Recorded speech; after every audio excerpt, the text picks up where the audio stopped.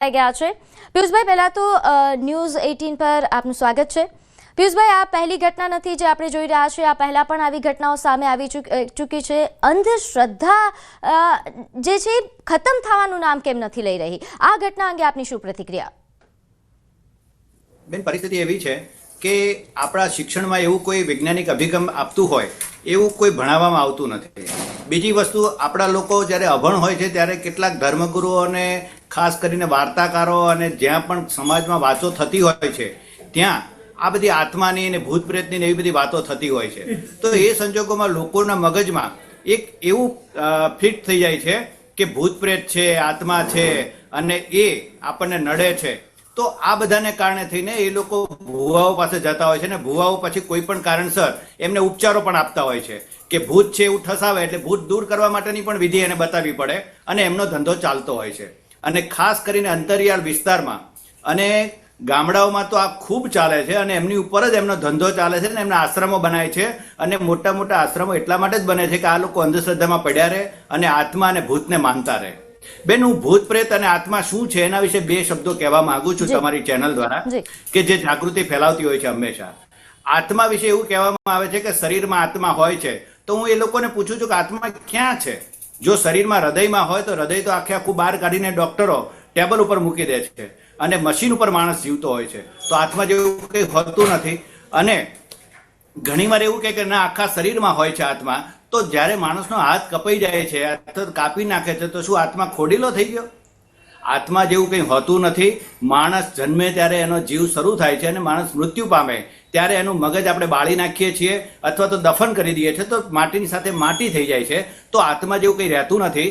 અને આત્માને ઘરે લઈ જવાની જે વિધિ છે એ મોટા ભાગે આવા કહેવાતા ભુવા લોકોના ધર્મના નામે ધંધો ચલાવવા માટે થઈને વાત છે। અને ખાસ કરીને ગામડાના લોકોને એવું કહે છે કે ભાઈ મળદું ઘરે લાવવું પડે અથવા તો જો એનો જીવ હોસ્પિટલમાં ગયો હોય કે બીજા શહેરમાં ગયો હોય તો ત્યાંથી એને લાવવો જોઈએ, એને બેસાડવો જોઈએ, એમ કરીને એ આત્માને ઘરે લાવવાની વિધિ કરે છે। અને ગામડામાં આ લોકોના ઘરે એ આત્માને લાવે છે એવી વાતો કરી અને આખું વર્ષ એમનો ધંધો ચાલુ રહે એટલા માટે થઈને આ પ્રવૃત્તિ એ કરતા હોય છે। બાકી ક્યાંય આત્મા હોતો નથી। આત્મા કોઈના શરીરમાં પણ જાય નહીં કે આત્મા ક્યાંય હાથમાં લઈને તમે એક ગામથી બીજા ગામ જઈ શકો નહીં। બિલકુલ, પરંતુ પિયુષભાઈ, એક વાત અહીં સમજવા જેવી એ પણ છે અને જાણવું છે કે આજના સમયમાં, આજના યુગમાં જ્યારે ભાઈ ભાઈ પર વિશ્વાસ નથી કરી શકતો, આપણે આપણા ઘરના લોકો પર વિશ્વાસ નથી મૂકી શકતા, તો આ તાંત્રિકોમાં એટલી શું શક્તિ છે કે લોકો એમની પર વિશ્વાસ મૂકી દેશે, અને એ પણ અંધવિશ્વાસ? બેન, પરિસ્થિતિ એ છે કે આ બધા લોકો જે છે એ આવી બધી વસ્તુઓમાં ક્યારેય મગજ વાપરતા જ નથી, એ બંધ રાખે છે। અને ઘણીવાર એવું કહે ને કે શ્રદ્ધા એટલે શું, તો કે શ્રદ્ધા એટલે આંખો બંધ કરીને માની લેવું। અને આ લોકો પહેલું કામ એ જ કરાવે છે કે તમારે આની બાબતમાં કશું વિચારવાનું નહીં, હું કહું એ સાચું। જેમ શિક્ષક આપણને કહેતા હોય છે કે એ દાખલો ગણાવે એટલે એ કે એમ જ સાચું, એની જેમ જ્યારે ભુવા પાસે કોઈ વાતચીત થાય છે કે તાંત્રિક માંત્રિક પાસે વાતચીત જાય છે અને એની પાસે જે લોકો જાય છે એ લોકોને એવું જ કહેવામાં આવે છે કે હું કહું એ સાચું અને તમારે માની લેવાનું। અને એટલા માટે થઈને આ ગરીબ માણસો કે જે પોતે ક્યારેય ભણેલા નથી હોતા અથવા તો ક્યારેય ગણેલા પણ નથી હોતા, એને કારણે થઈને એ લોકો પોતાનું મગજ વાપરતા નથી।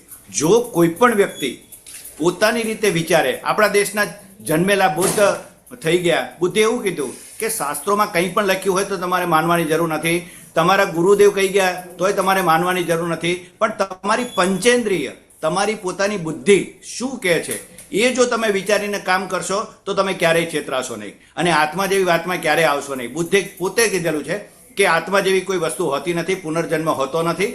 તો આવા લોકો આ બધી બાબતો નથી જાણતા, એટલે ગામનો જે મુખ્યો છે કે જે ગામે ગામ ફરે છે ને લોકોને બધા ભક્તો બનાવે છે, એ લોકોને એ પોતાનો ભગવાન માની લે છે અને એ કે એ માની લે છે, માટે આંખો બંધ કરીને ભુવાની ઉપર વિશ્વાસ રાખે છે અને છેલ્લે આવી રીતે પૈસા આપીને છેતરાય છે। આ લોકો સામે નવા કાયદા મુજબ બ્લેક મેજિક એક્ટ 2024 મુજબ કાયદા મુજબ કાર્યવાહી થઈ શકે અને 6 મહિનાથી માંડીને 7 વર્ષ સુધીની સજા પણ થઈ શકે છે। બેન, બિલકુલ। પિયુષભાઈ, આપ અમારી સાથે જોડાયા, આપનો ખૂબ ખૂબ આભાર। તો આ હતા રેશનલિસ્ટ પિયુષ જાદુગર। આ મામલે વધુ વિગત સાથે મારી સાથે સંવાદદાતા સૌરભ પણ જોડાઈ ગયા છે। સૌરભ, આ જે ઘટના બની એ બાદ શું કોઈ કાર્યવાહી થઈ છે કે કેમ? કારણ કે આપણે ત્યાં તો કાયદો અમલમાં છે અંધશ્રદ્ધા નિર્મૂલનનો। સૌરભ? ત્યારે હાલ જે આ ઘટના સામે આવી છે, જેના આપ વિડીયો પણ જોઈ શકો છો કે અહીં તાંત્રિક એ સફેદ કપડું પકડીને ધૂણી રહ્યો છે અને લોકો એવો વિશ્વાસ મૂકી રહ્યા છે તેના પર કે તે આત્મા લઈને પરત ફરી રહ્યો છે. એમપીનો આ પરિવાર છે કે જે દાહોદ હોસ્પિટલ પહોંચ્યો હતો. દાહોદમાં હોસ્પિટલમાં કે જ્યાં એક યુવક અકસ્માત બાદ મૃત્યુ પામ્યો હતો. આ મામલે વધુ વિગત સાથે મારી સાથે સૌરભ જોડાઈ ગયા છે, સંવાદદાતા. સૌરભ, આ ઘટના જે આ વિચિત્ર કિસ્સો સામે આવ્યો છે, આ કિસ્સો સામે આવ્યા બાદ કોઈ કાર્યવાહીના સમાચાર છે? કારણ કે આપણે ત્યાં તો અંધશ્રદ્ધા નિર્મૂલનનો કાયદો અમલમાં છે.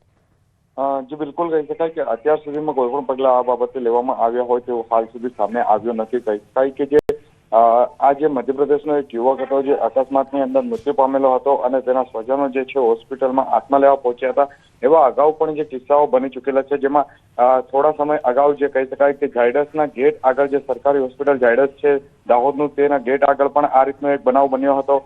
અને હાલ ફરી એવો એક બનાવ પ્રકાશમાં આવ્યો છે, જેમાં કહી શકાય કે 3 મહિના પહેલા જે અકસ્માતમાં એક વ્યક્તિનું મૃત્યુ પામ્યું હતું, જેને સારવાર માટે ખાનગી હોસ્પિટલ દાહોદમાં લાવવામાં આવ્યો હતો. અને હાલ પરિવારજનો જેઓ કે પૂજા વિધિ કરી સફેદ કપડામાં તાંત્રિક દોડતા હોય તેવી રીતે આત્મા લઈ અને રસ્તા પરથી નીકળ્યા હતા. જોકે આ સમગ્ર બનાવ સંદર્ભે હાલ સુધીમાં તો અત્યાર સુધી કોઈ પણ કાર્યવાહી કરવામાં આવી હોય તેવું હાલ સામે આવ્યું નથી.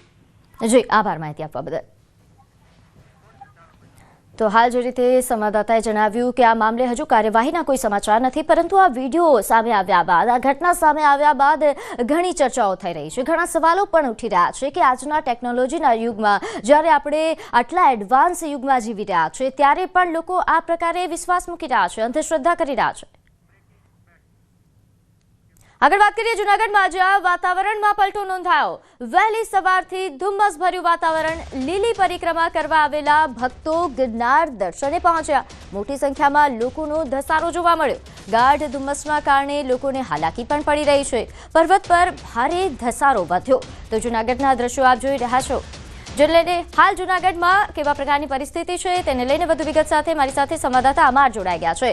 અમાર, જૂનાગઢમાં હાલ કેવો માહોલ? ભાવિકોની ખૂબ ભીડ આપની પાછળ દેખાઈ રહી છે.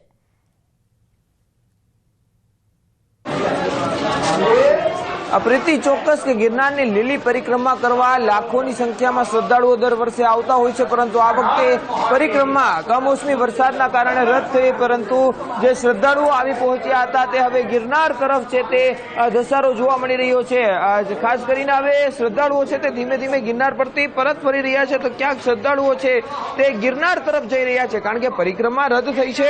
અને જેના કારણે જે શ્રદ્ધાળુઓ છે તે મા અંબે અને જે દત્ત ભગવાન સહિતના જે ગિરનાર પર્વત પર આવેલા જે ધાર્મિક સ્થાનો છે તેના દર્શન કરી રહ્યા છે અને તેની પરિક્રમા કરી રહ્યા છે. શ્રદ્ધાળુઓનું માનવું છે કે જો ગિરનારની લીલી પરિક્રમા રદ થઈ છે આ વર્ષે, એટલે તે હવે જે જુદા જુદા ધાર્મિક સ્થાનો છે તેના દર્શન કરી અને પરિક્રમા કરી લીધી છે તેવું માની રહ્યા છે. અને બીજી તરફ ભગવાન પાસે પ્રાર્થના કરી રહ્યા છે કે આવતા વર્ષે વાતાવરણ શુદ્ધ હોય અને કોઈ તકલીફ ન પડે તો શ્રદ્ધાળુઓ છે તે પરિક્રમા કરી શકે. હાલ મોટી સંખ્યામાં શ્રદ્ધાળુઓ છે તે ગિરનાર તરફ જોવા મળી રહ્યા છે. બીજી તરફ હું આજે દ્રશ્યો બતાવીશ કે આ જે ગિરનારનો જે ગેટ છે ગિરનારની અંદર પ્રવેશનો, ત્યાં પણ હાલ ધસારો છે તે પ્રવાસીઓનો જોવા મળી રહ્યો છે. આપણી સાથે પ્રવાસીઓ છે, આ શ્રદ્ધાળુઓ છે. ક્યાંથી આવો છો? પરિક્રમા કરવા આવ્યા હતા અને હવે ક્યાં જાઓ છો? આપના નામથી વાત કરો. મારું નામ ભાવિન છે. અમે પરિક્રમા કરવા આવ્યા હતા, હવે ગિરનાર ચડવા જઈએ. શું પરિક્રમા રદ થઈ, હવે શું નિર્ણય કર્યો તમે? હવે અમે ગિરનાર ચડવાનો નિર્ણય લીધો છે. અમે અમદાવાદથી આવ્યા હતા સ્પેશિયલ પરિક્રમા કરવા માટે. કેટલા વર્ષથી આવો? અમે 3-4 વર્ષથી સલિંગ આવીએ છીએ. ખાસ કરીને જે રીતે શ્રદ્ધાળુઓની જે ભીડ અહીં જોવા મળી રહી છે, અને ખાસ શ્રદ્ધાળુઓ હાલ પરિક્રમા રદ થતા પોતાની શ્રદ્ધા અને આસ્થા સાથે આવ્યા હોવાથી હવે તે જે ધાર્મિક સ્થાનો આવેલા છે ગિરનાર પર્વત પર ત્યાં જઈ રહ્યા છે. આપ જોઈ શકો છો આ દ્રશ્યો કે પ્રીતિ જે ભીડ જામી છે. આપણે અન્ય જે શ્રદ્ધાળુઓ છે અને વ્યવસ્થાને લઈને પણ સવાલ કરવાનો પ્રયાસ કરીશું કે જે શ્રદ્ધાળુઓ દૂર દૂરથી આવ્યા છે. કાકા, ક્યાંથી આવો છો? રાજસ્થાનથી પરિક્રમા કરવા આવ્યા હતા? હા, પરિક્રમા કરવા, ભગવાનના દર્શન કરવા, દત્તાત્રેય ભગવાનના દર્શન કરવા. જિલ્લા જાલોર વાયા વાગરા મકામ પોસ્ટ બિબલસર. પરિક્રમા રદ થઈ છે, શું કહેશો? હા, પરિક્રમા રદ થઈ છે. રદ થાય છે એમ? આ તો ભાઈ કુદરત ખાસ કરીને જે રીતે જોઈ શકો છો કે આ જે શ્રદ્ધાળુઓ હાલ ગિરનાર પર્વત તરફ શ્રદ્ધાળુઓનો ધસારો છે તે જોવા મળી રહ્યો છે. ખાસ કરીને 36 કિમીની આ પરિક્રમા હોય છે. આ પરિક્રમાની પરંપરા જાળવવા માટે આજે વહેલી સવારે સાધુ સંતો દ્વારા જે પરિક્રમા શરૂ કરવામાં આવી છે. વહેલી સવારે જ્યારે પરિક્રમા શરૂ કરી ત્યારે પણ વરસાદી માહોલ હતો, એટલે જંગલ વિસ્તારમાં પણ હાલ વરસાદ શરૂ થયો છે. એટલે સાધુ સંતો છે 40 થી 50 જેટલા સાધુ સંતો અને તેમના અનુયાયીઓ છે તેમના દ્વારા પરિક્રમા કરી અને પરંપરા જાળવવા માટે આ પ્રતિકાત્મક પરિક્રમા છે તે કરવામાં આવી છે. જી બિલકુલ. અને અમારા જે પરિક્રમાનું મુહૂર્ત છે એ પણ સચવાયા હોવાના સમાચાર છે, તો એની તે અંગેની પણ વિગત જણાવજો. અને સાથે સાથે હાલ જ્યારે પર્વત પર ભીડ વધી રહી છે તો વ્યવસ્થાઓ કેવા પ્રકારની?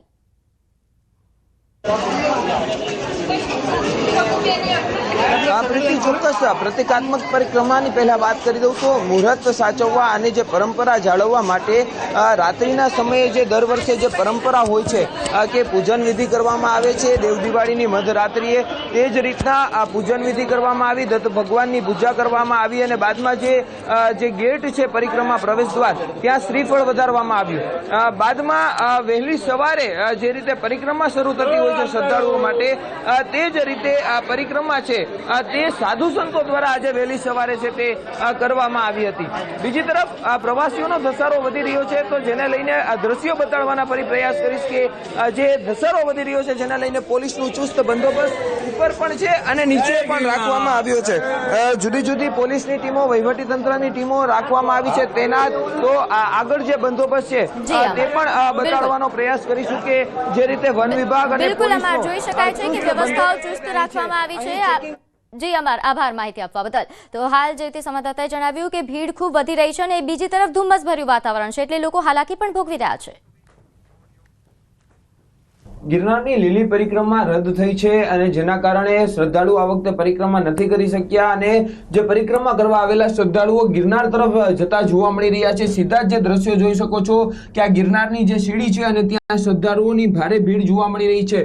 ખાસ કરીને કારતક સુદ 11ની મોડી રાત્રે વિધિવત પરિક્રમાનો પ્રારંભ થતો હોય છે, પરંતુ આ વર્ષે કમોસમી વરસાદે આ પરિક્રમા પર સંકટ લાવ્યું છે અને જેના કારણે ગિરનારની જે સીડી છે ત્યાં આપ જોઈ શકો છો કે જાણે કેડિયારું ઉભરાયું હોય તેવા દ્રશ્યો છે. આ સીધા જ જે દ્રશ્યો આ ન્યૂઝ 18ની સ્ક્રીન પર જોવા મળી રહ્યા છે.